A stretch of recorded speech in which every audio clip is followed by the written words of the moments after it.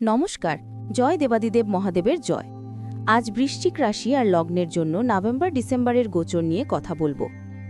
অনেকে মনে করেন জীবনে শুধু কষ্ট, কিন্তু এই 2 মাসে গ্রহগুলো অনেক সুযোগ দিচ্ছে। কোন গ্রহ কি করছে, কেন এই সময়টা পজিটিভ, আর কি করলে আরও ভালো ফল পাবেন সহজ করে বলছি। প্রথমেই মনে রাখুন, এটা গোচরের কথা, আপনার জন্মকুণ্ডলী না দেখে বলছি। লগ্ন হলে বেশি মিলবে, রাশি হলে অনেকটা। লগ্ন মানে শরীর আর জীবনের সার্বিক প্রভাব, রাশি মানে মনের প্রভাব। যাই হোক, বৃশ্চিকের জন্য এখন গ্রহের অবস্থান বেশ ভালো। বৃহস্পতি শুভ গ্রহ, আধ্যাত্মিকতা, উচ্চশিক্ষা, জ্ঞান, ভাগ্য, অর্থ, সন্তান, বিয়ে, কর্ম, ইনকাম সব নিয়ন্ত্রণ করে। বৃশ্চিকের জন্য দ্বিতীয় আর পঞ্চমের পতি, অর্থ, প্রেম, জ্ঞান, পড়াশোনা, সন্তানের ঘর।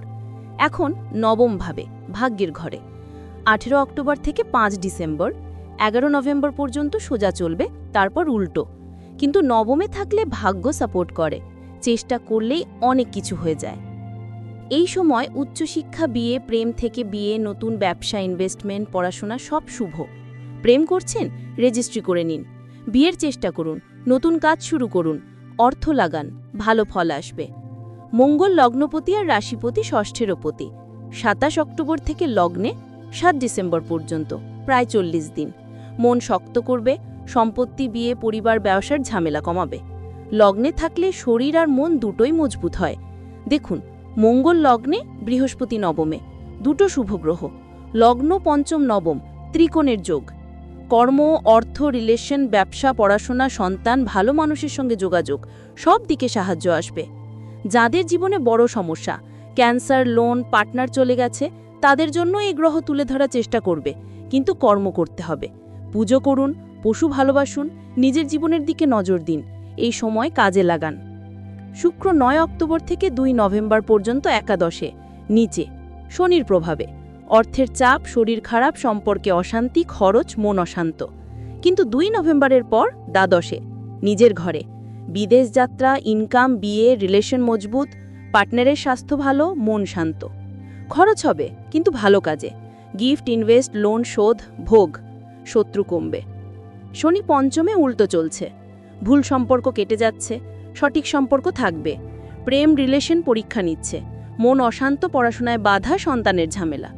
কিন্তু 28 নভেম্বরের পর সোজা হবে, চাপ কমবে, প্রেম, রোমান্টিকতা, ক্রিয়েটিভিটি ফিরে আসবে। রাহু চতুর্থে, কেতু দশমে, মে 2025 থেকে ডিসেম্বর 2026। পরিবার, কর্মে ঝামেলা, মায়ের স্বাস্থ্য, কাজে অসন্তোষ। মার্চ থেকে অক্টোবর শেষ, সবচেয়ে খারাপ। এখনও চাবুকের ব্যথা আছে, নতুন চাপ নেবেন না, সাবধানে থাকুন। এই সময় কাজে লাগান। প্রতি মঙ্গলবার 3 বার হনুমান চালিসা পড়ুন। শনিবার নিরামিষ খান, শনি মন্দিরে পুজো দিন। সমস্যার গ্রহের মন্ত্র জপ করুন। শনি রবি যোগ থাকলে সূর্যকে জল দিন। মঙ্গল শনি যোগে হনুমান চালিসা। চন্দ্র খারাপ হলে মঙ্গলবার শিব পুজো করুন। শুক্র খারাপ হলে মহিলাদের সম্মান দিন, তাদের কষ্ট বুঝুন। তারা অনেক ত্যাগ করে, প্রকাশ করতে পারে না।